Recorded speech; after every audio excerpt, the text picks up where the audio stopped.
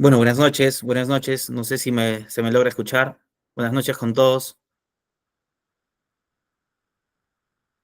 Magíster Luis Alberto, ¿me puede escuchar, por favor? Buenas noches. Sí, correcto. Sí, Gracias, gracias. Bueno, bienvenidos, bienvenidos a todos. Seguramente en el transcurso de los minutos ya se estarán conectando. Bueno, este inicio de esta apertura de nuestro programa académico ejecutivo, Finanzas para Contadores. Este es un espacio inaugural el día de hoy. Mañana continúan las exposiciones. Bueno, terminamos el día sábado, ¿no? Eh, bueno, darles la bienvenida a nombre de Solutio Corp, a nombre del Colegio de Contadores Públicos de Cusco, del Comité de Finanzas del Colegio de Contadores Públicos de Cusco, a nombre de nuestro gerente general de Solutio Corp, el magíster Luis Alberto Vera Rodríguez, quien estará hoy brindándonos como parte de Solutio Corp, hablándonos un poquito de un tema importante y trascendente en el sector cooperativo en nuestro país, ¿no? Bienvenidos a todos. La verdad que es un placer desde nuestra consultora tenerlos a todos. Seguramente mañana, pasado mañana, con nuestros expositores también tendremos diferentes puntos de vista y estamos acá para hablar un poquito de lo que hoy es el contador y de lo que significa transformar las microfinanzas en nuestro país, ¿no? Este 8, 9, 10 y 11 de enero seguramente van a ser momentos importantes donde el contador público tiene realmente una importancia significativa, no solamente en el sector microfinanciero, ¿no? Sino a nivel de todas las organizaciones, a nivel académico, a nivel de todas las universidades, tanto las escuelas de negocios que existen en nuestro país, ¿no? Bueno, bienvenidos a todos. Siguiente diapositiva, por favor. Este evento está diseñado, digamos, para analizar aspectos fundamentales o pilares fundamentales que concierna a ejecutivos y líderes y estudiantes de todo nuestro país. Sin duda, la evolución financiera viene incrementándose en nuestro país. Es importante analizar de que al cierre del 2024 hay una tasa de inflación del 3,4%. Esto, digamos, merece también analizar, seguramente en un contexto que hoy nuestro gerente general va a hablar un poquito. Es un evento donde realmente nos juntamos profesionales en el ámbito contable, ejecutivos financieros, microfinancieros, pero también funcionarios, ¿no? Bueno, dentro del sistema microfinanciero, ¿no? Siguiente diapositiva, por favor. Bueno, la certificación de este evento, de estos 4 días, recordarles de que son 4 días de eventos, son de 8 a 9 de la noche la primera ponencia y de 9 a 10 de la noche la segunda ponencia, y va a estar certificada por el Colegio de Contadores Públicos de Cusco, pero también por nuestra consultora Solutio Corp. Es doble certificación y obviamente también validados por la Universidad también del Cusco, ¿no? Siguiente diapositiva, por favor. Bueno, algunos de nuestros expositores que van a estar con nosotros estos 3 días, hoy inicia a las 9 de la noche nuestro gerente general, consultor financiero y socio de Solutio Corp, Luis Alberto Vera, ¿no? Él es un profesional con experiencia en el área de finanzas y créditos, en el área de operaciones, en las diferentes instituciones financieras en la ciudad de Cusco, a nivel nacional. Ha trabajado en el área de marketing y ventas en empresas de seguros, con facultad para cumplir ampliamente los objetivos trazados por todas las instituciones dedicadas a las microfinanzas, con amplia experiencia laboral en la Caja Municipal Cusco y Mafre, ¿no? Experiencia laboral también en diferentes cooperativas de ahorro y crédito como gerente comercial, ¿no?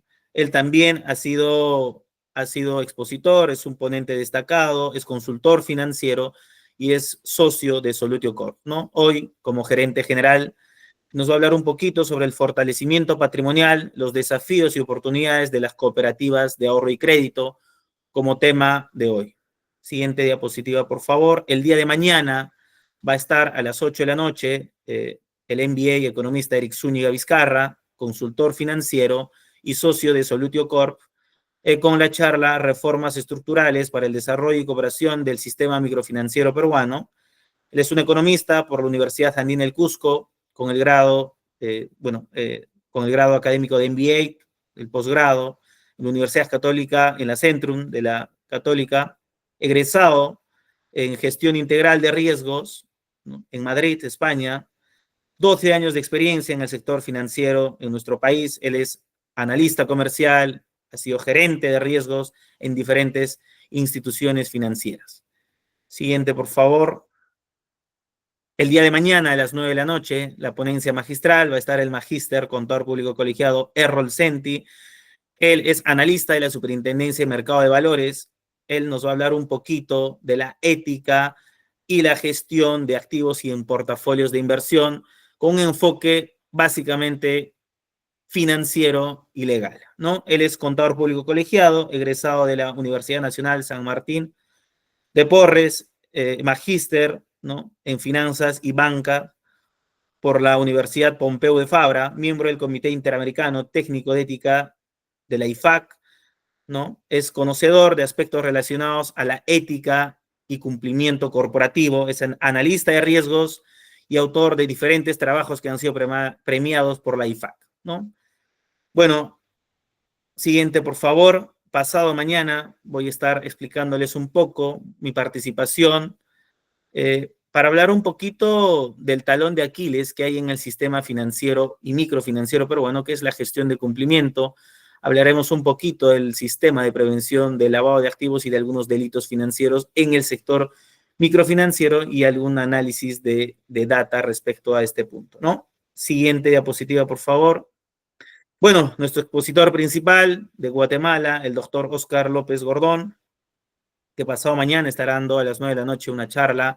Él es vicepresidente de Asuntos Técnicos de la Asociación Interamericana de Contabilidad, de la IC, con la conferencia La función del contador público y del auditor en el contexto del sistema microfinanciero latinoamericano. Siguiente diapositiva, por favor. Bueno, pasado mañana también estará el contador público colegiado Diego Ballesteros, hablando un poquito de la nueva era digital, aplicaciones no-code para potenciar el sistema microfinanciero peruano. Siguiente diapositiva, por favor. Y cierra este evento, este programa ejecutivo para financieros, contadores, ejecutivos y estudiantes, el magíster César Torres Gálvez, que él es catedrático universitario, con la conferencia Gestión Inteligente de Inventarios explorando la NIC2. Siguiente diapositiva, por favor. Bueno, este programa académico especializado para contadores les da las bienvenidas y bueno, también darle la bienvenida a nuestro gerente general de Solutio Corp, el magíster Luis Alberto Vera Rodríguez, quien hoy nos dará una charla importantísima en estos 45 minutos. Bienvenido, magíster Luis Alberto. Gracias, Cristian. Y darles la bienvenida a todos los participantes a este evento. Como Solutio Corp nos sentimos gratamente contentos por la calidad del programa que se va a desarrollar, no solamente a nivel de contenido, sino también a nivel de los ponentes que van a ir día a día plasmando la experiencia que tienen en los distintos aspectos del mundo financiero.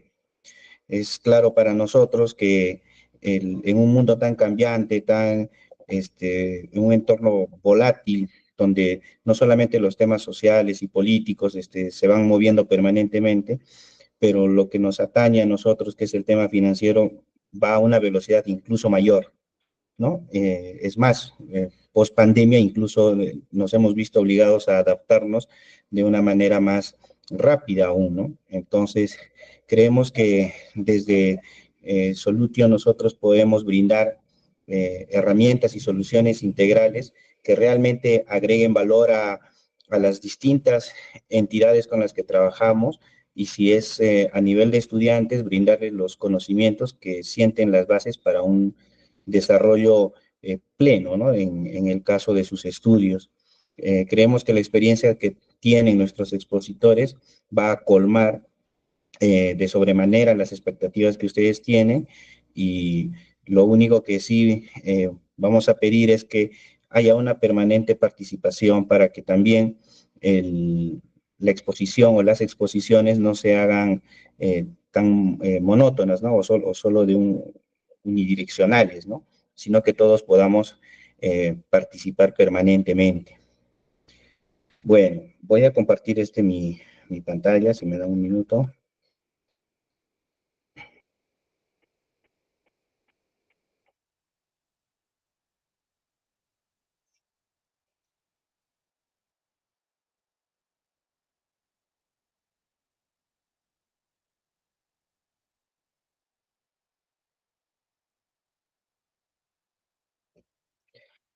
Bueno, como les comentaba, el objetivo que tiene nuestro programa es resaltar que tiene la esencia que tiene el profesional contador relacionado a las finanzas en todo lo que es la transformación específicamente del mercado microfinanciero.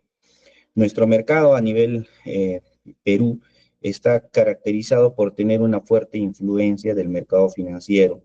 Ya las estadísticas nos han mostrado permanentemente que el nivel de crecimiento de este sector triplica incluso al crecimiento del PBI, ¿no? Además de que ha sido un sector que ha sido resiliente ante eh, todos los escenarios externos que incluso han afectado a nuestro país.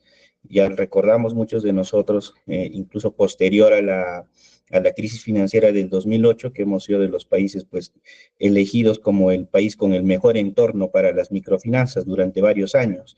Y posteriormente, bueno, debido también a otros factores, hemos estado siempre peleando junto con Colombia, ser de los países con un mejor entorno, ¿no? Esto no lo decimos nosotros, esto lo ha dicho la unidad de economía financiera, ¿no? De The Economist, ¿no?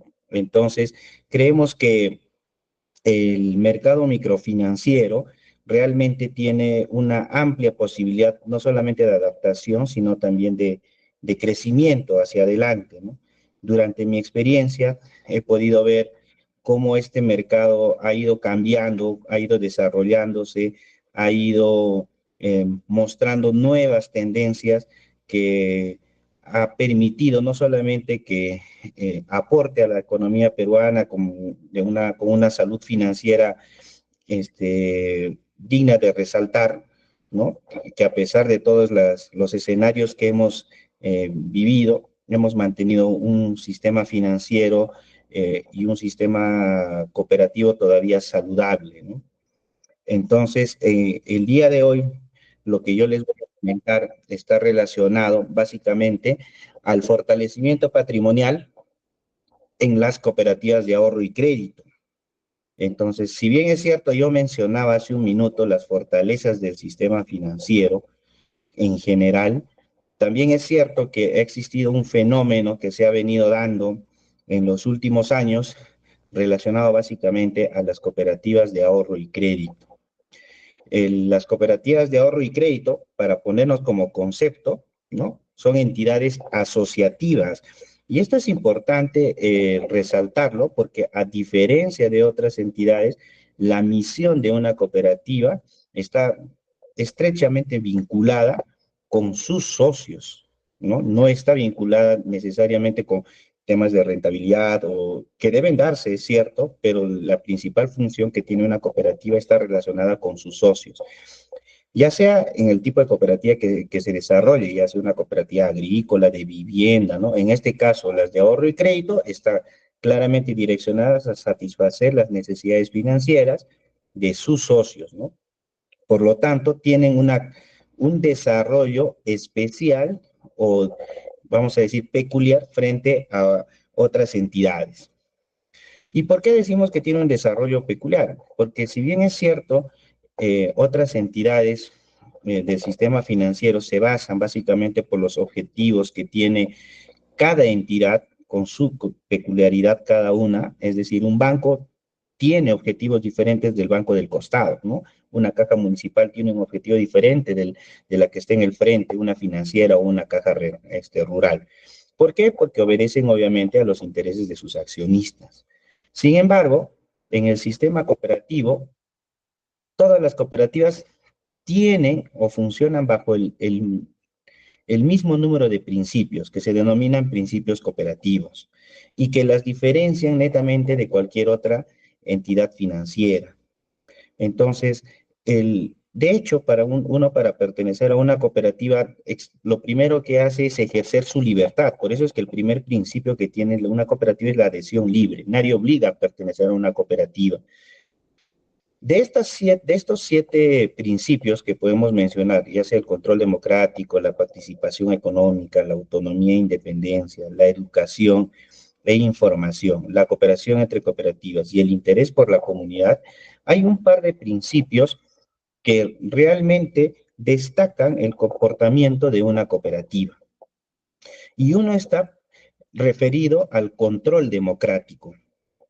En una entidad financiera o del sistema financiero tradicional, uno no escoge a sus directivos, uno no escoge a su presidente del consejo de administración, por ejemplo, ¿no? O a su presidente del directorio, en este caso.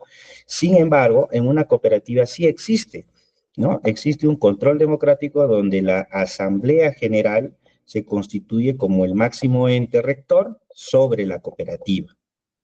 En un banco no nos reunimos todos los clientes a decidir quién es el director general o el presidente de directorio de un banco específico, ¿no? Pero en una cooperativa sí sucede esto. Ahora, otro principio que es muy peculiar es el de participación económica.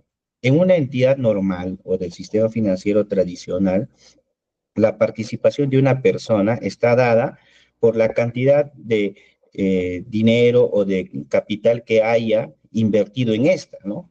Sin embargo, en una cooperativa, todos los socios son iguales, ¿no? Es decir, así tengan 1 millón o tengan 10 soles, los socios tienen la misma calidad para la cooperativa, con los mismos derechos y con las mismas obligaciones. Entonces, estas dos características hacen que una cooperativa tenga un nivel de gestión particular y que durante este tiempo eh, se ha notado la flaqueza o debilidad en cómo controlar y en cómo gestionar una cooperativa sin perder, sin perder de vista lo que son los principios cooperativos. Entonces, para eso, nosotros tenemos que entender que las cooperativas, a raíz de la entrada en vigencia en el 2019 de la ley, bajo la cual la Superintendencia de Banca y Seguros entraba a supervisar a las cooperativas a través de un plan que aún todavía venimos desarrollando, clasificaron a las cooperativas en 3 niveles. El nivel 1 está delimitado por el nivel de activos, que es hasta 100 UITs, 600 UITs. El nivel 2, menores a 65.000 UITs, y el nivel 3, mayores a 65.000 UITs. Actualmente, en el nivel 1 existen 104 cooperativas. En el nivel 2, 134, y en el nivel 3, 7 cooperativas. Desde el año 2019 a la fecha, este número de integrantes de cooperativas por cada nivel modular ha ido variando por diferentes motivos, por diferentes circunstancias que en un momento también vamos a empezar a ver, ¿no? Entonces, ¿qué diferencia a una entidad del sistema financiero tradicional a una entidad del sistema cooperativo?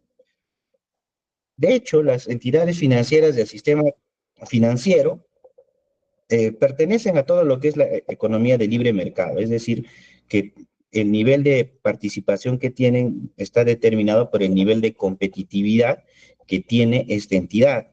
Sin embargo, en las cooperativas no solamente se vive el tema de la economía de mercado, sino también el de la economía social. ¿A qué se refiere esto? A que el objetivo de una cooperativa primordialmente es la de satisfacer las necesidades peculiares de su sistema cooperativo. Si es una cooperativa de vivienda, su fin será satisfacer las necesidades de vivienda de sus socios. Si es una cooperativa de ahorro y crédito, obviamente es la de satisfacer las necesidades financieras de sus socios. Ese es el principal objetivo como tal, ¿no? Ahora, a diferencia de una empresa del sistema financiero tradicional, las cooperativas no tienen accionistas, ¿no? Que están determinadas obviamente por el nivel de o el importe que hayan traducido en su inversión, sino que en las cooperativas son denominados socios. bajo la premisa, como indicaba hace un momento, de que todos los socios son iguales, ¿no? Independientemente del monto o el importe que tengan en sus cuentas de ahorro o en sus cuentas de depósito, ¿no? Todos los socios son iguales. Ahora, en el sistema financiero, básicamente lo que también mide el nivel de gestión está relacionado con la rentabilidad, ¿no? Entonces, ¿cuánto genera cada unidad monetaria que se invierte en el negocio, ¿no? En el sistema cooperativo no se trabaja solamente por la rentabilidad o la utilidad, ¿no? Se trabaja en base a los remanentes, ¿no? Y acá quiero hacer una pequeña observación. ¿Por qué? En una entidad financiera, cuando se tiene utilidad, la distribución de utilidades se realiza en base a la participación que uno tiene en el accionariado. Sin embargo, en el sistema cooperativo, por el principio de democracia que hemos mencionado hace un momento, todos los socios son iguales. Por lo tanto, cuando una cooperativa genera utilidad, todos los socios reciben la misma cantidad de remanente, ¿no? No hay una distinción en este caso. Y obviamente en el sistema financiero todos están guiados por principios corporativos, ¿no? Actualmente está muy de moda todos los que son los principios de buen gobierno corporativo, pero en el sistema cooperativo la máxima filosofía a desarrollar está en los principios cooperativos que he mencionado hace un momento, ¿no? Entonces, si tenemos toda esta situación aparentemente favorable hacia las cooperativas, entonces, ¿por qué las cooperativas han ido cerrando? ¿Qué es lo que ha sucedido entre el 2019 y el 2024 para que las cooperativas hayan ido cerrando permanentemente, ¿no? Entonces, ¿qué es lo que sucede? La norma establece que hay eh, cuatro elementos que hacen que una cooperativa pueda ser intervenida, cuatro causales. Y hay una adicional que está en otra norma, ¿no? Entonces, ¿qué es una intervención? Una intervención es cuando la superintendencia, en uso de sus facultades, ingresa a una cooperativa para ejercer y proteger los intereses de sus clientes, ¿no? Principalmente de los ahorristas, ¿no? Porque son las personas que han depositado ahí, ¿ok? Entonces, existe cuatro causales de intervención. Una es la disminución del número de socios a menos del mínimo, ¿no? Entonces, ¿qué sucede? Que como las cooperativas tienen un principio democrático para la elección de sus representantes, si este no pudiera ser completado, es decir, que no pueda completarse la elección de los consejos de administración, de los consejos de vigilancia o los diferentes comités que una cooperativa tiene, entonces, ¿qué es lo que está sucediendo? Que la cooperativa se está exponiendo a un riesgo alto en cuanto a gobierno corporativo, ¿no? La segunda causal, pero que es la más frecuente, está relacionada con la pérdida del capital social y la reserva cooperativa. Entonces, ¿qué significa? Que esta causal está relacionada básicamente a la gestión operativa de la cooperativa. Cómo se ha dado la gestión de sus funcionarios, de su gerencia o de sus consejos. Entonces, para tener obviamente pérdida del capital social, lo que ha ido pasando es que se ha generado pérdidas permanentemente para que la cooperativa no pueda desarrollar sus actividades de manera normal, ¿no? La otra causal está relacionada con la conclusión del objeto específico para el que fue constituida la cooperativa.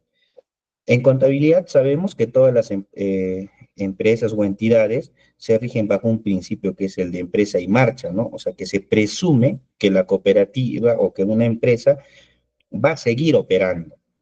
Y la forma en la que uno demuestra que una entidad está funcionando es cuando sigue generando información. En una cooperativa, la información está dada por los estados financieros.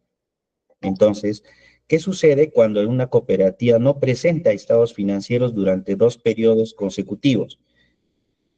A ojos de la superintendencia, esta cooperativa ya no estaría funcionando, ¿no? Entonces pierde el objeto para el cual ha sido creada. Por lo tanto, ingresa también en una causal de intervención. Y el otro causal para una intervención está relacionada cuando hay ausencia de poder, ¿no? Entonces se carece de representantes con los poderes suficientes. Este, esta causal está más relacionada con la gestión que se tiene a nivel organizacional, a nivel, es decir, de los consejos que tiene una cooperativa. Cuando la asamblea o los consejos de administración no cuentan con los poderes, no existen elecciones, no se sabe quién manda en una cooperativa, ¿no? Entonces, esa también es una causal para la intervención. Y finalmente, a raíz de otra norma que está relacionada con el Fondo de Seguro de Depósito Cooperativo, que es la respuesta que ha tenido el sistema para también cumplir y proteger los intereses de los ahorristas de las cooperativas. Entonces, para eso, las cooperativas ya hace un tiempo vienen aportando periódicamente para que puedan estar dentro de este sistema de seguros. Entonces, si una cooperativa no realiza el pago de esta prima, ¿no?, que es una fórmula que la superintendencia ha establecido, y no cumple con pagar esta prima, lo que está haciendo es está exponiendo a sus socios a que ante una eventual intervención, liquidación o disolución de la cooperativa, no pueda salvaguardar los depósitos de sus ahorristas. Entonces, en ese momento, la superintendencia también puede optar por una intervención, ¿no? Entonces, básicamente, todos estos elementos causales de intervención lo que hacen es proteger al ahorrista, ¿no? No tanto al de créditos, porque el de crédito tiene otra modalidad, pero principalmente al ahorrista, ¿no? Entonces, teniendo en cuenta estas causales, hemos podido ver cómo la evolución del sistema cooperativo ha ido decreciendo, ¿no? En el año 2018 existían 435 cooperativas que funcionaban plenamente, es decir, que tenían sus actividades y las desarrollaban de manera normal, antes de la entrada en vigencia de la norma, ¿no? Una vez que entre en vigencia la norma que establece un plazo de adecuación para que la superintendencia pueda desarrollar sus labores de supervisión en el ámbito normativo, ¿no?, de cumplimiento normativo, muchas de las cooperativas han mostrado su verdadera identidad, vamos a decirlo así, ¿no? ¿Por qué? Porque abrir una cooperativa en los tiempos del 2018 o antes era pues posiblemente el proceso más fácil de realizar, porque solamente tenías que presentar unos documentos ante FENACREP y ya tenías tu cooperativa. No había requerimientos mínimos que permitan salvaguardar pues, la integridad en el desarrollo de las actividades de la cooperativa. Tanto es así que ya para el 2022, post pandemia, estas 435 cooperativas se habían reducido a 305 cooperativas. Es decir, que ya se había reducido 130 cooperativas en 4 años, ¿no? ¿Fruto de qué? Muchas de ellas por la causal de pérdida total del patrimonio, algunas por la pérdida del objeto social. Entonces, el proceso que sigue una cooperativa cuando se encuentra ante esta situación es, primero, la intervención, mediante la cual la superintendencia, cuando ingresa y toma la administración a través de sus interventores, lo que hace básicamente es valorizar la cooperativa y ver si ésta aún puede recuperarse. En caso pueda recuperarse, exige que se elabore un plan de fortalecimiento o un plan de reestructuración patrimonial. ¿Para qué?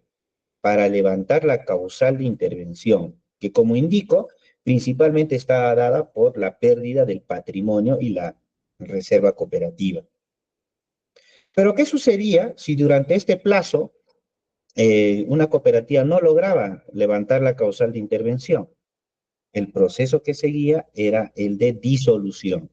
Entonces, en la disolución y liquidación de una cooperativa, básicamente lo que se hace es, a través de sus administradores temporales y después de una valorización de todo lo que tenga la cooperativa, proceder a recuperar el máximo dinero posible para que puedan cumplirse con las obligaciones con sus socios ahorristas, ¿no? Entonces, durante estos años, hasta ahora, 2025, han desaparecido más de 200 cooperativas, han cerrado totalmente. Nosotros, por noticias, hemos podido ver que muchas veces había cooperativas que cerraban su atención el sábado o el día viernes y el día lunes ya no existía la cooperativa, que para el día lunes ya no había ni el letrero. Entonces se quedaban pues en el aire no solamente los ahorristas, incluso trabajadores, ¿no? Entonces, más de 200 cooperativas que se han visto en este proceso de cierre prácticamente, ¿no? Ahora, también podemos ver que entre el 2024 y el 2025, las cooperativas que están operando han pasado de 191 a 198. Entonces, parece que la pendiente está cambiando. Pero esto, ¿por qué se da principalmente?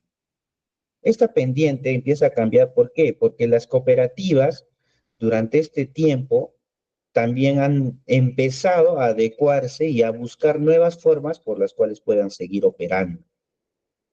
Entonces, significa que a la fecha hay más cooperativas que vienen mostrando señales de recuperación y por lo tanto menos cooperativas que se encuentren o en proceso de intervención o en proceso de disolución, ¿no? A la fecha existen solamente 7 cooperativas que están en proceso de disolución, ¿no? Entonces, y hay más cooperativas que han empezado a operar de manera normal, ¿no? Entonces, vamos a entrar un poquito a ver lo que nos importa en esta charla, ¿no? Ustedes tienen en su pantalla un modelo de un balance o un estado de situación financiera. Quisiera que ustedes me ayuden y me comenten qué es lo que ustedes pueden ver en este estado de situación financiera.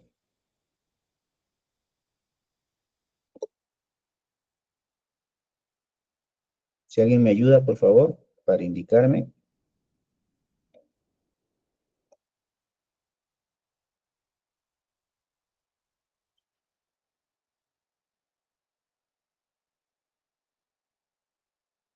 ¿Qué es lo que pueden ver en este estado de situación financiera?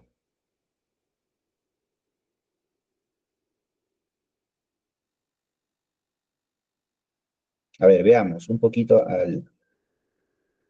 Está Luz Madeline.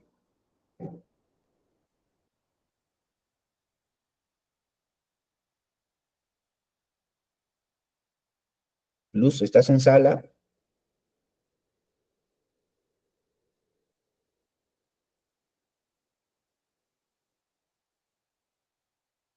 Henry Chagua.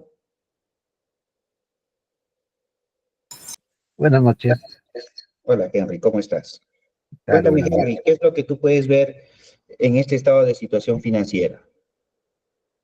Podemos ver lo que son los activos, pasivos y patrimonios de la entidad, en este caso Copacmo.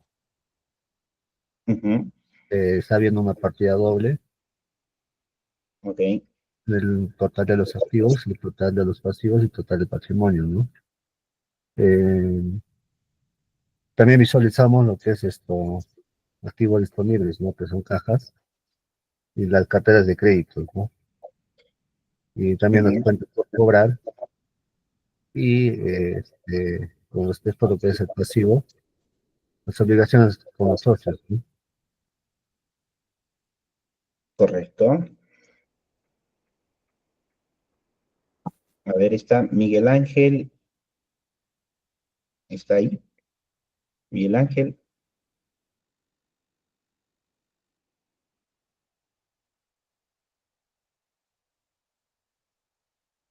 ¿estás en sala, Miguel Ángel? Hay dos Miguel Ángel. Miguel Ángel Álvarez,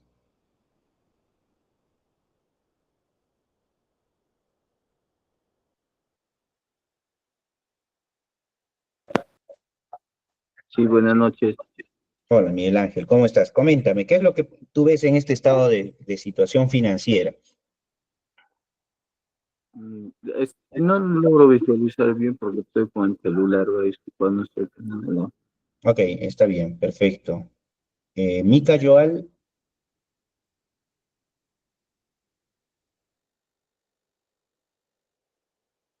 ¿estás en sala, Mica Joal?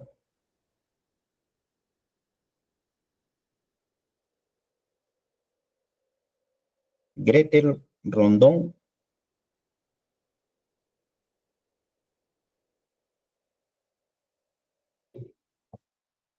todos están con el celular, creo.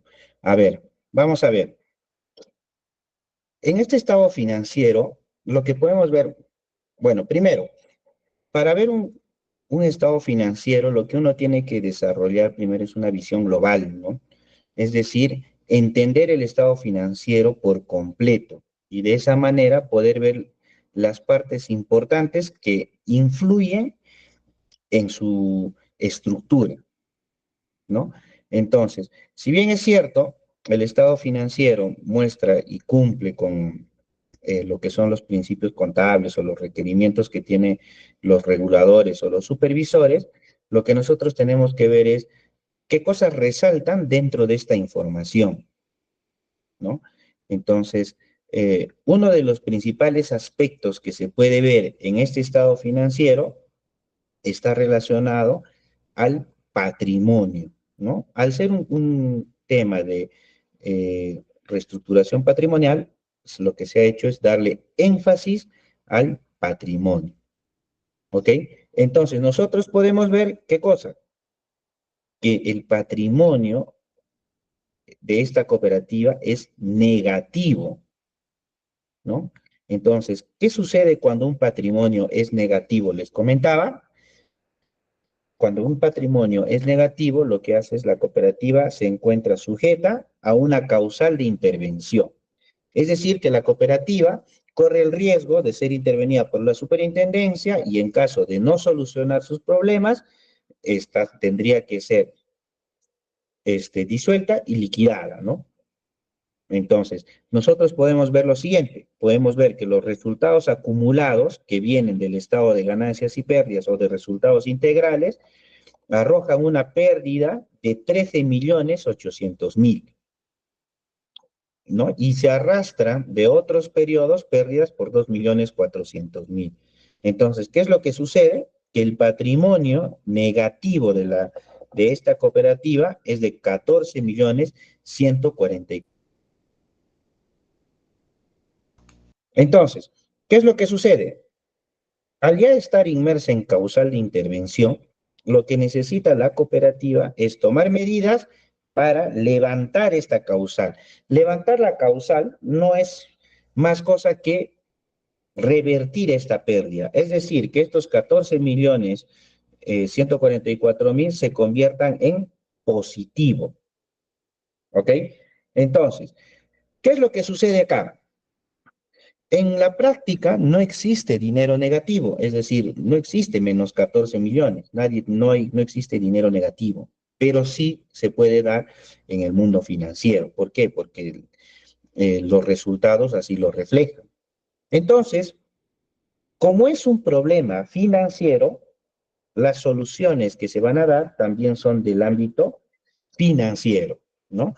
Entonces, nosotros lo que tenemos que hacer es desmenuzar este estado financiero para ver qué partidas o qué cuentas pueden ayudarnos a nosotros a revertir esta pérdida patrimonial o a colaborar para que la gestión de la cooperativa levante la causal de intervención. ¿Ok? Entonces, de hecho, nosotros podemos ver que esta cooperativa, en cuanto a su activo, parece que tiene disponible, que son 4.500.000. Sin embargo, su caja solo es de 89.000, pero tiene 4 millones en otros disponibles, ¿no?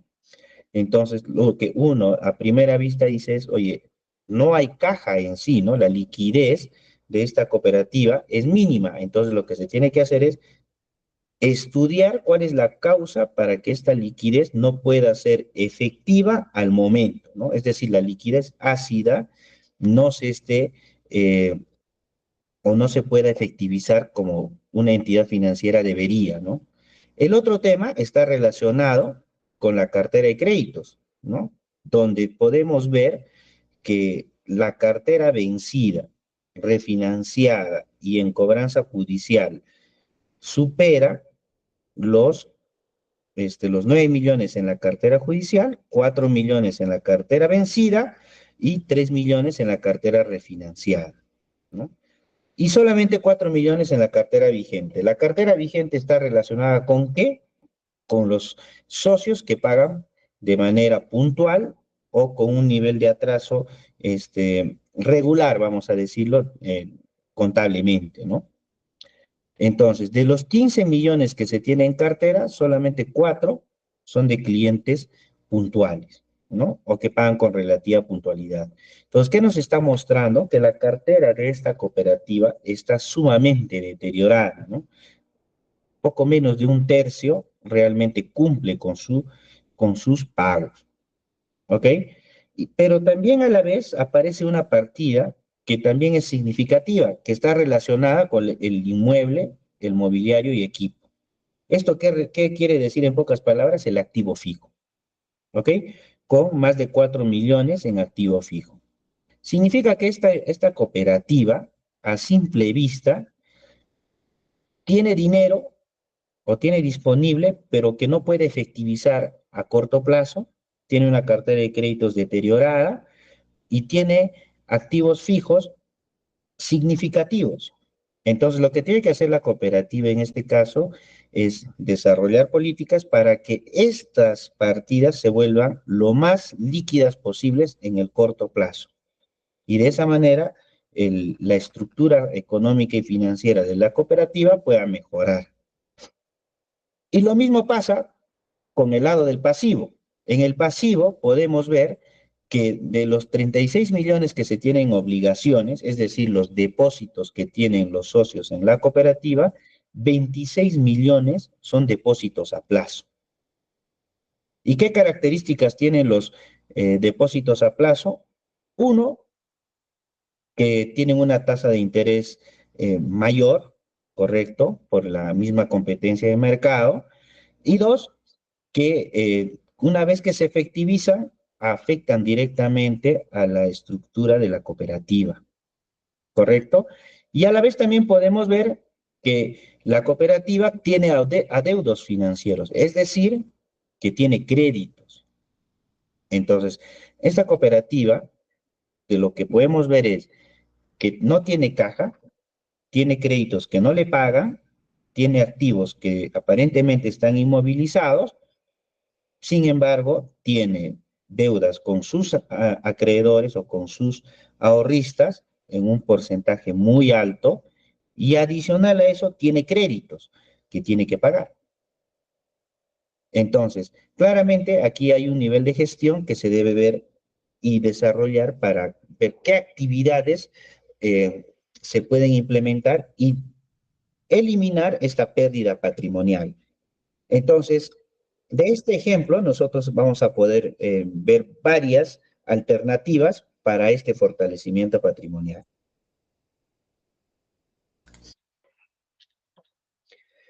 Lo primero que nosotros tenemos que ver es que si tenemos un problema patrimonial, lo que nosotros debemos hacer es brindar soluciones patrimoniales. Entonces, ¿por qué? Porque dijimos que un problema financiero requiere una solución financiera. Vamos a ver. La práctica más común que existe ahora está relacionada con la capitalización de depósitos. Es decir, que los socios transfieren sus depósitos a una cuenta que es denominada aportes, ¿no? Entonces, en las cooperativas, la parte societaria está determinada por la cuenta aportes. Entonces, ¿qué es lo que pasa a estos socios al ver la posibilidad de intervención por los niveles de pérdida que tiene? Lo que hacen es capitalizar sus depósitos. ¿Qué significa capitalizar depósitos? significa que su dinero a partir de ahora no genere intereses, sea una cuenta intransferible, sea capital en riesgo, porque así como en una entidad privada, cuando la empresa va bien, genera utilidades, cuando va mal, absorbe las pérdidas. Entonces, en las cooperativas, los aportes funcionan de la misma manera. Cuando la cooperativa va bien, genera remanentes. Y cuando la cooperativa va mal, genera y absorbe las pérdidas. Por lo tanto, es un capital en riesgo, a diferencia de un depósito. El depósito es un capital muy seguro, ¿no es cierto? Porque genera su tasa de interés a un plazo determinado y las condiciones que están establecidas en los contratos de las entidades, lo cual no sucede en condiciones de aportes. ¿Ok?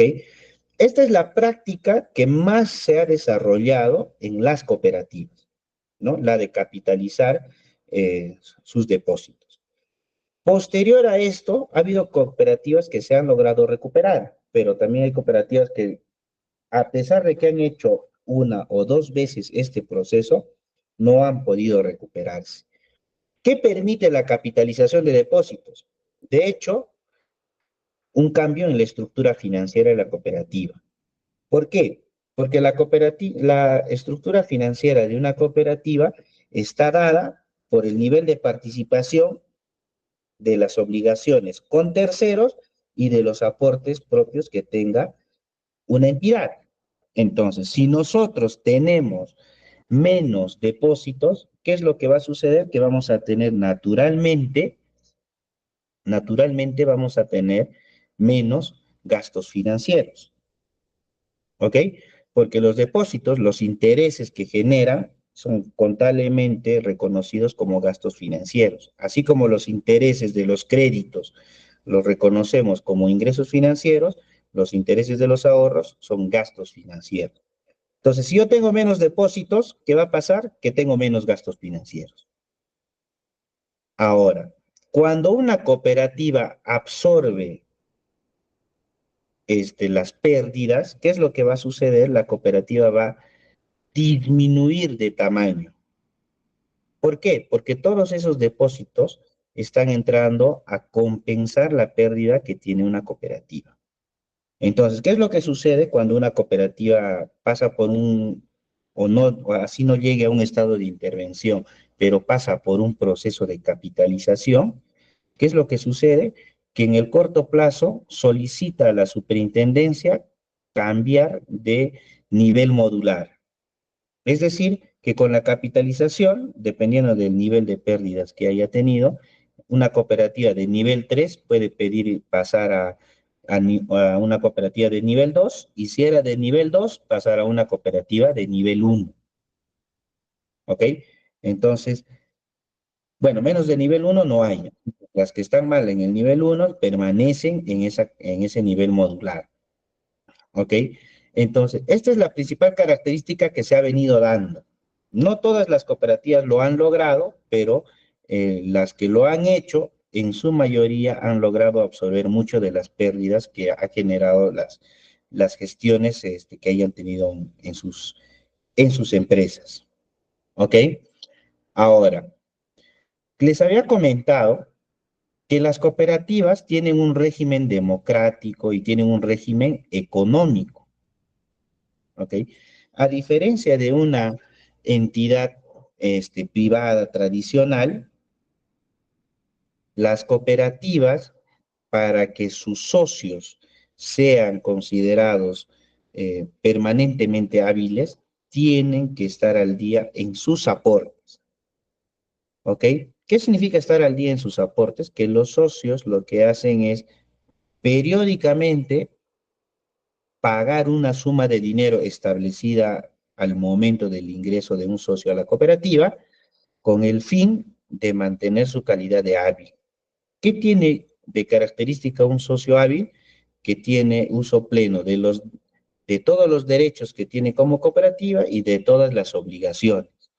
Como habíamos dicho que, por ejemplo, el control democrático es una característica de las cooperativas, significa que uno puede elegir y ser elegido presidente, secretario, vocal o tesorero del Consejo de Administración, un socio que está al día está en la capacidad plena de poder ser elegido en uno de esos puestos. ¿Ok? Entonces, esa es la razón por la cual una cooperativa busca, ante problemas de liquidez, que todos sus socios puedan regularizar los aportes que tienen. ¿Por qué? ¿Qué sucede acá? Hay un error muy frecuente en las cooperativas que está relacionada con la información que se entrega cuando captan a un socio o cuando un socio viene y deposita su dinero en una cooperativa. Lo primero es que la cooperativa, o bueno, en este caso los analistas o promotores, según el nombre que tenga, no explican claramente cuál es la diferencia entre un aporte y un ahorro. Entonces, para que no parezca que este aporte, como es un capital en riesgo, no parezca de esa manera, a veces se les indica a los socios que es un tipo de ahorro, ¿no? Que al final lo van a recuperar, cosa que no es así, ¿no? Si es que la cooperativa va mal, obviamente, como les indican, no van a recuperar, salvo que la cooperativa pueda distribuir remanentes, ¿no? Entonces, pues lo que sucede es que para evitar esos gastos, las cooperativas dejan o informan de manera no correcta sobre cuál es la naturaleza de un aporte y cuál es la diferencia con un depósito o con un ahorro tradicional, ¿no? Ahora, como les he indicado, en la capitalización, los aportes no generan interés, por lo tanto, es un fondeo fresco. ¿Ok? Un fondeo fresco que implica que tiene 0% de tasa de interés. Existen cooperativas que, por ejemplo, trabajan con convenios, ya sea con el sector público, por ejemplo, educación o salud, entonces donde todo el personal que labora en ese sector mensualmente hace un aporte. Entonces, si sumamos el aporte de todas estas personas, obviamente es un fondeo fresco y que no paga intereses, a diferencia de un ahorro, ¿no? Y menos de un depósito a plazo fijo. Entonces, la superintendencia cuando está revisando o está supervisando el proceso de fortalecimiento patrimonial, pide que se identifique si un socio ha capitalizado su depósito o si ha regularizado sus aportes. Entonces, ya hay dos formas de influir netamente en el patrimonio. ¿Ok? Existe otra forma que está relacionada ya también con la cartera. Habíamos visto en el estado financiero, vamos a regresar a la diapositiva, y vemos que en la partida de la cartera de créditos tenemos créditos judiciales, créditos vencidos y créditos refinanciados. Para que un crédito sea considerado como judicial, tiene que reunir algunas características, ¿ok? Entonces, está relacionado normalmente a la capacidad de que este crédito se pueda recuperar de manera judicial y afectando las garantías que se hayan puesto a favor de la cooperativa, ¿no? Entonces, ¿de qué estamos hablando? Por ejemplo, de inmuebles, ¿no? Si es que son hipotecas, de muebles, si es que son, o vehiculares, si es que son, autos o algún tipo de vehículo, ¿no? Entonces, que sirvan de garantía para que la institución pueda recuperar rápidamente el dinero prestado, ¿ok? Pero también existe una cartera que está relacionada con los créditos refinanciados, donde, según la norma, están los clientes que tienen problemas de pago por X motivos, salud, económicos o familiares, ¿ok? Pero que todavía mantienen la voluntad de pago. Recordemos que el otorgamiento de un crédito está dado por dos elementos básicos. La capacidad de pago, porque nadie da un crédito, lo habíamos indicado, por la garantía, ¿no? Por lo tanto, la capacidad de pago es la que manda. Y la segunda es la voluntad de pago. ¿A qué se refiere esto? A que de nada sirve tener un socio que tenga dinero si es que no tiene intención de pagar, ¿correcto? Entonces, la voluntad de pago complementa a la capacidad de pago. Y en un crédito refinanciado puede que uno no tenga capacidad de pago porque ha variado su situación económica, su situación familiar, pero mantiene la voluntad de pago. Entonces, como mantiene la voluntad de pago, es suficiente para la cooperativa para brindarle, vamos a decir así, la mano y pueda recuperarse. Ahora, como hemos dicho, todo el estado financiero, cuando se tiene una situación de inestabilidad económica y financiera, deben trabajar ¿para qué? Uno, para mejorar la calidad de la liquidez y mejorar la calidad del patrimonio. ¿Ok? Entonces, ¿cómo funciona esto? Funciona cuando un socio que tiene ahorros en la cooperativa, es decir, que está en la cuenta de obligaciones con los socios, ya sea por cuentas de ahorro o cuentas a plazo, negocia con un cliente que tiene créditos, ya sea en estado vigente, es decir, que pague puntual, pague relativamente atrasado, o sea, un crédito refinanciado, un crédito inclusive judicial. ¿Con qué fin? Ya que cada uno de ellos tiene, el cliente de créditos tiene una necesidad de cancelar su crédito y el cliente de ahorros tiene la necesidad de recuperar sus depósitos, puedan llegar a una negociación entre ellos. Entonces, ¿qué es lo que requiere este tipo de operación cuando se hace la compra de deuda interna, se llama? Porque la compra de deuda externa está relacionada con que otro banco este, pague la deuda que tienes, ¿no? Entonces, la compra de deuda interna está relacionada con que una persona que es superavitaria, en este caso el depositante, pueda cancelar la deuda del deficitario, que es la persona que tiene crédito. Para eso hay que hacer una evaluación exhaustiva de la cartera atrasada y la cartera judicial. ¿Por qué? Porque es natural que no todos los créditos puedan acceder, porque no todos los socios quieren pagar. ¿Ok? Por lo tanto, se necesita una negociación imparcial. Y aquí aparece una herramienta que es muy conocida, pero a veces no se aplica de manera correcta en las instituciones, que es el comité de mora, ¿no?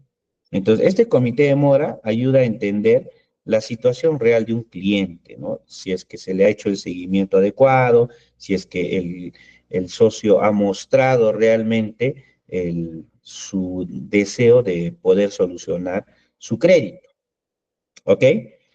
Entonces, ¿qué sucede si estos requerimientos se cumplen? Es decir, que el superavitario de ahorros llega a un acuerdo con el deficitario de créditos. Si se ha pagado un crédito, ¿qué es lo que está sucediendo? La mora está reduciéndose. ¿Ok? ¿Por qué? Porque la cartera está mejorando.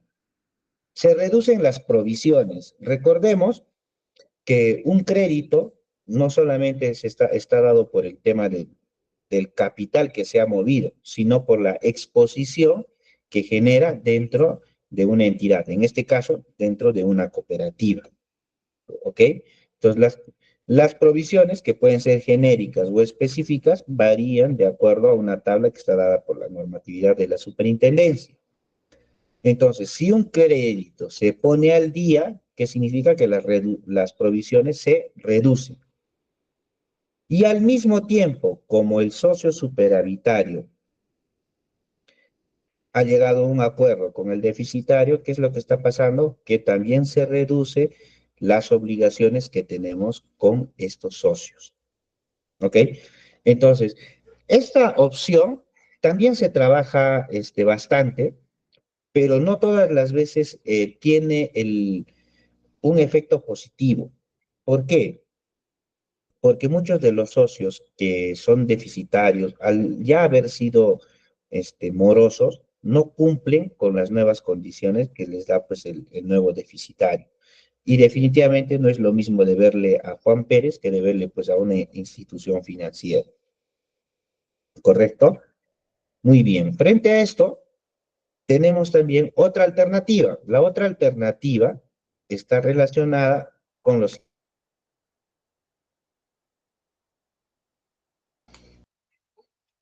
La siguiente alternativa que se tiene, como estamos manejando básicamente el estado financiero, si hemos visto que una de las formas era manejar la liquidez, la siguiente es manejar la cartera, la siguiente partida que se puede trabajar es la de los activos.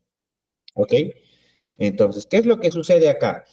Que muchas de las entidades, especialmente las más antiguas, tienen exceso de activos, tienen o inmuebles o terrenos, ¿no?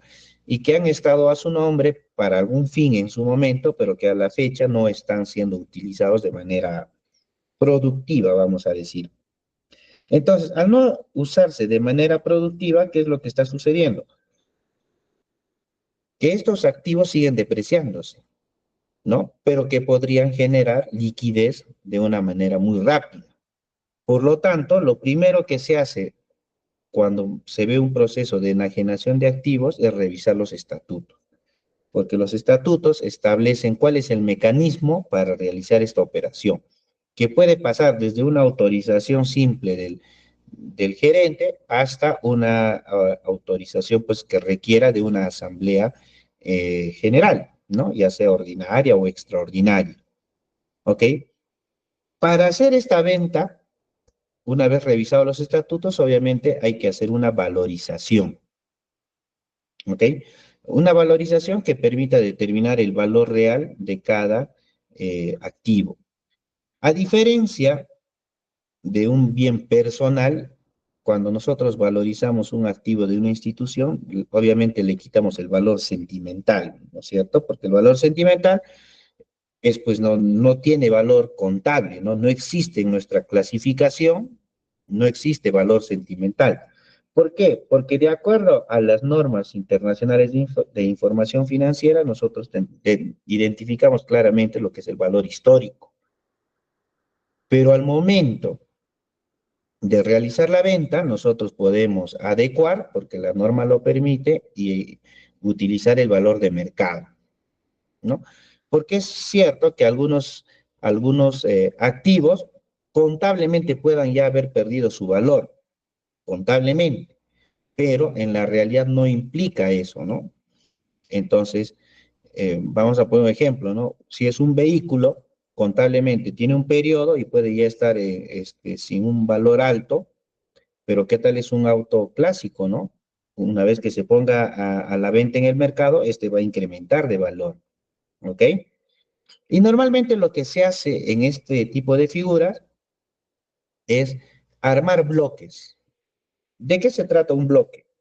De que se pueda unir activos buenos con activos regulares o inclusive activos que no son, ya estén en desuso.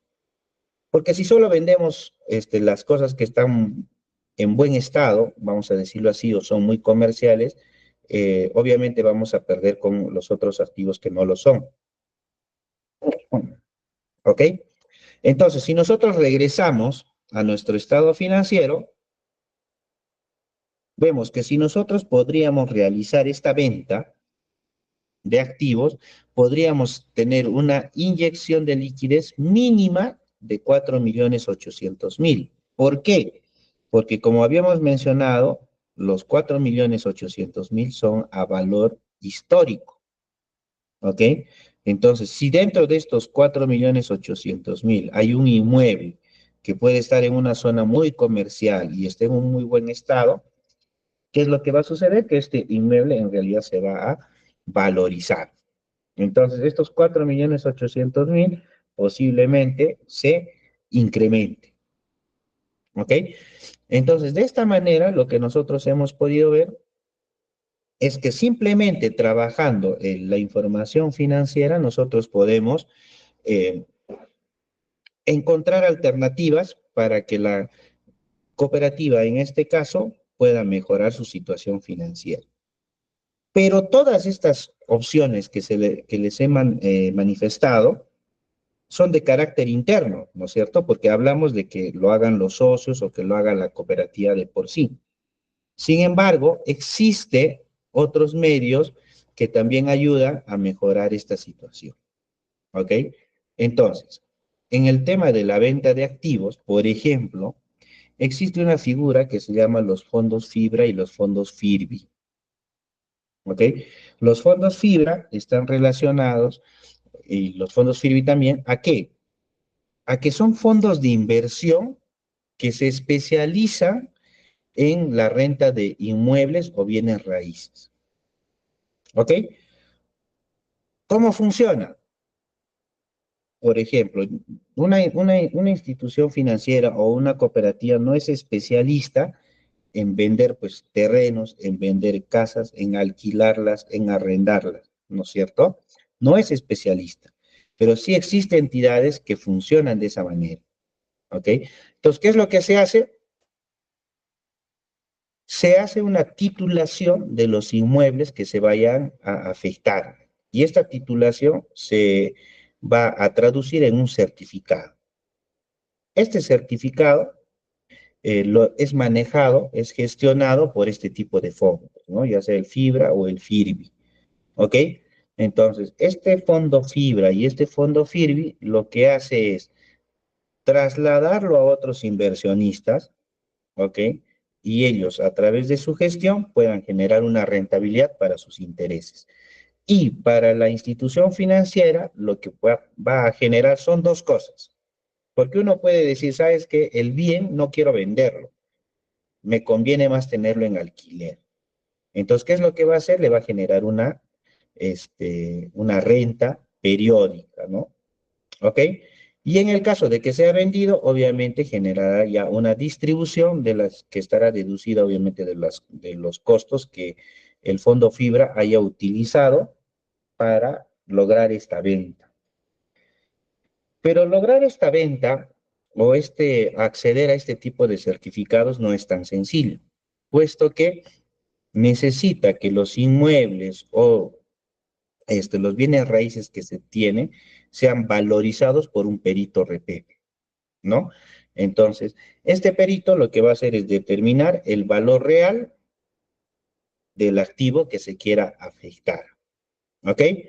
Ahora, es necesario que una institución, ya que estos fondos son entidades que están acreditadas por la Superintendencia de Banca y Seguros y la Superintendencia del Mercado y Valores, necesita que las entidades tengan una clasificación de riesgo, ¿ok?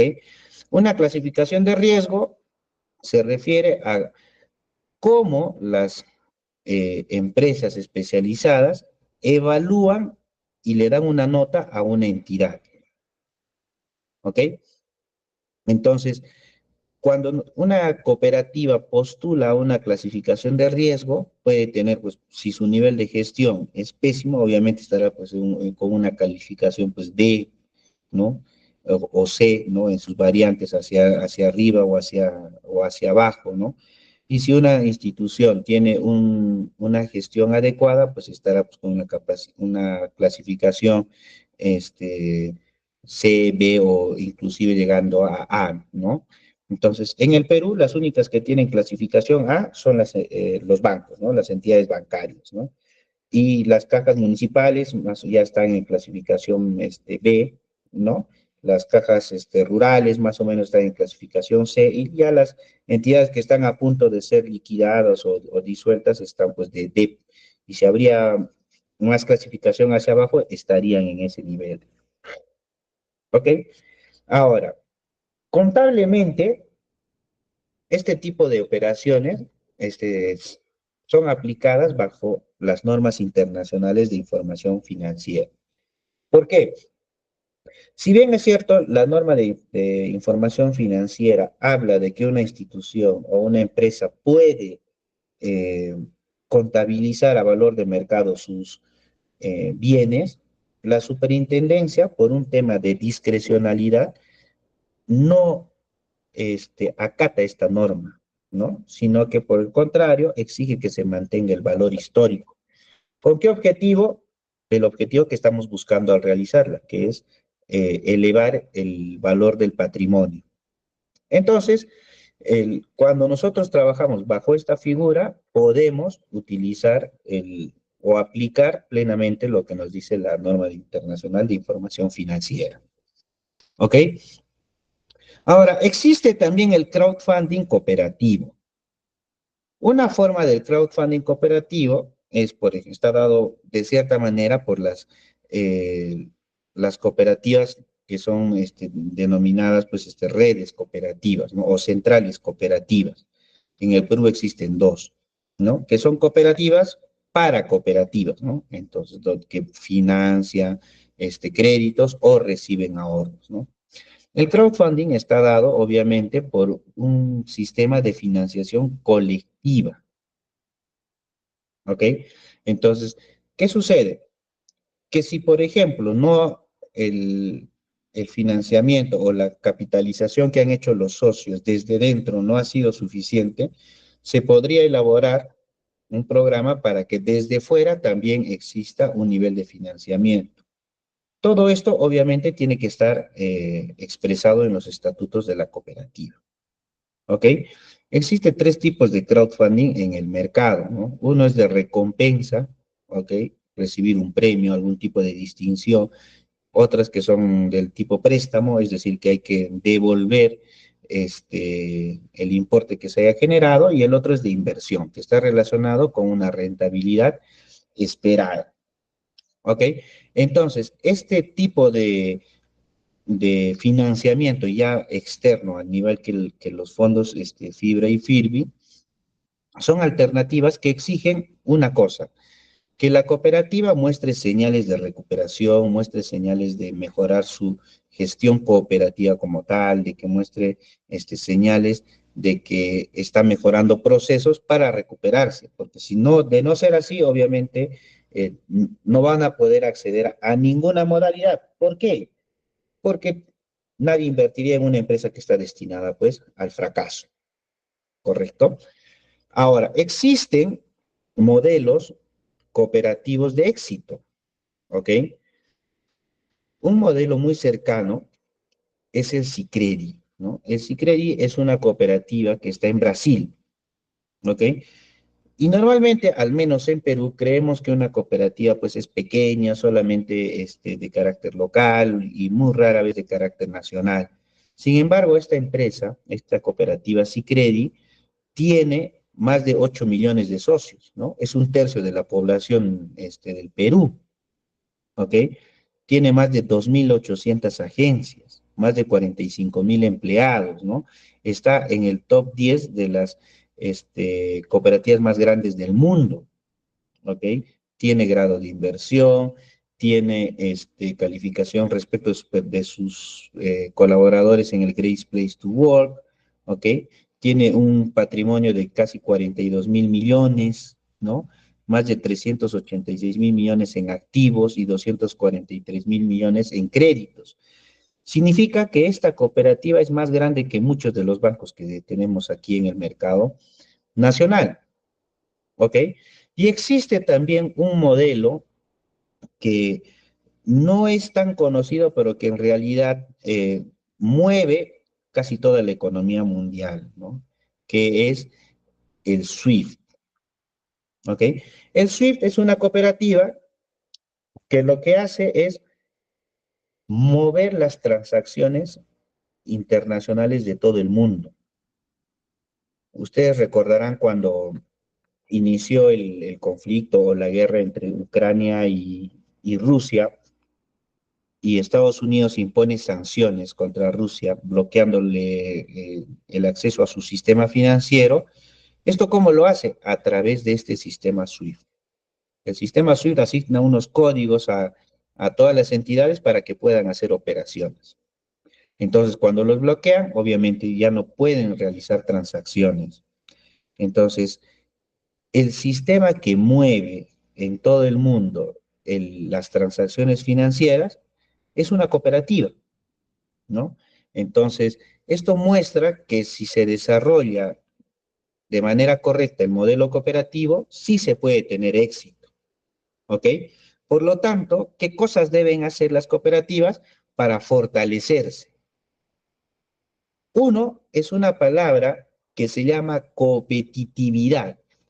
No está mal escrita, sí, se llama así, competitividad, que está relacionada a qué? Uno, a la cooperación y la otra, a ser competitivo corporativamente. ¿Ok? Entonces, si se tiene cultura corporativa y cultura cooperativa, se logra ser una empresa competitiva. Recordemos, como lo mencioné al inicio, que una cooperativa se debe a sus socios, no solamente al tema de la rentabilidad o la utilidad. Se debe a que debe cumplir con el fin para el cual sus socios la han creado. La otra está relacionada con las alianzas estratégicas. Está claro que un mundo globalizado, y al ver los ejemplos que he mencionado hace un momento, hay instituciones que pueden contribuir, ya sea desde su experiencia, ya sea desde su nivel de contactos, ya sea desde los servicios que brinda, a que una cooperativa pueda tener mejores resultados, ¿no? Y no solamente a nivel de gestión. Repito, una cooperativa tiene que buscar siempre el bienestar de sus socios. Entonces, ¿qué es lo que sucede? Por ejemplo, muchas cooperativas lo que hacen son convenios, no solamente para el tema de otorgamiento de crédito, sino también para actividades que generen valor como socio, ¿no? Ya sea pues acceso a descuentos, a vales, a bonos, ¿no? A condiciones preferenciales con diferentes instituciones, ¿no? Entonces, eso también ayuda a que los socios se sientan más comprometidos con su cooperativa, ¿ok? Entonces, hay un sentido de pertenencia con la misma. La siguiente recomendación está relacionada con el conocimiento del negocio. Muchas de las cooperativas solamente tienen un nivel de gestión reactiva, es decir, vamos a hablar de la tasa de interés. Si la del costado cobra para ahorros o paga el 5%, yo pago 6, ¿no? Solo es reactivo. Si en créditos ellos ofrecen 6, yo ofrezco 5, ¿no? Solamente reaccionamos por el nivel de competencia que existe. Y nunca logramos entender cuál es el mercado que uno realmente tiene, ¿no? O a qué sector realmente está direccionado.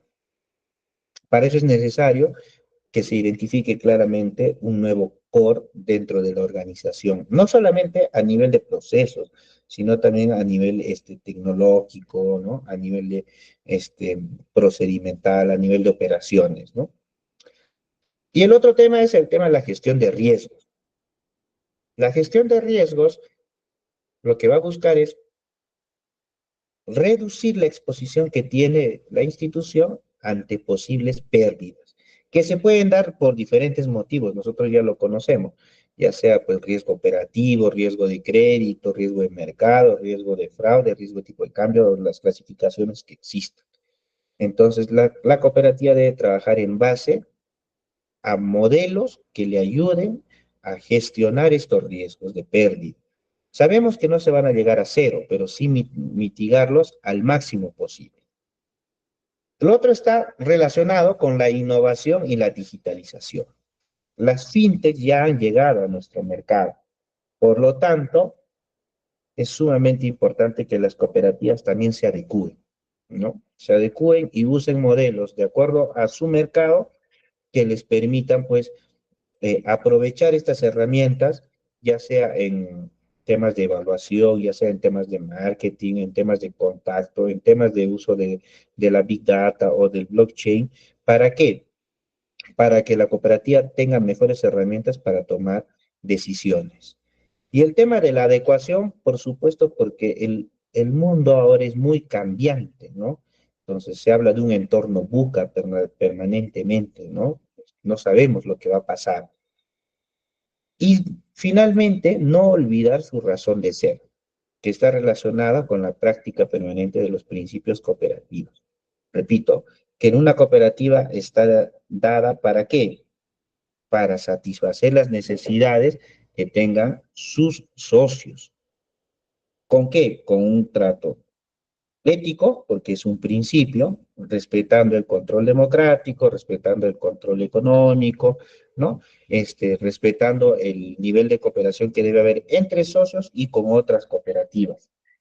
Entonces, de esa manera, una cooperativa realmente va a llegar a ser más competitiva, porque no está copiando, sino que está asimilando situaciones ante su propia coyuntura. Entonces, creo que esa es la mejor forma en la que una cooperativa y de las que están saliendo actualmente de los estados de intervención a la fecha, vienen realizando. Es así como se tiene una ventaja para el crecimiento de una cooperativa a través de sus socios, también ante una época de crisis, sus socios también son los que principalmente la ayudan a salvarse. ¿Ok? Bueno, eso sería lo que podría hablarles en este corto tiempo respecto de cómo está el sistema cooperativo, cómo se dan algunas alternativas, y si hubiera alguna pregunta o comentario, estoy eh, dispuesto a escucharlos y responder de ser el caso. Les agradezco. Muchísimas gracias, Luis Alberto, gracias por la exposición, sin duda interesante el análisis. Bueno, nuestro gerente Solutio Cop, ¿no? Es importante el fortalecimiento patrimonial en las cooperativas, en un sector realmente en nuestro país ciertamente vulnerado, ¿no? Sin duda hay grandes desafíos del sector cooperativo, ¿no? Del sector cooperativo en nuestro país. Bueno, si hay alguna duda, alguna consulta, por favor, a nuestros participantes, gustosos en poder atenderlos.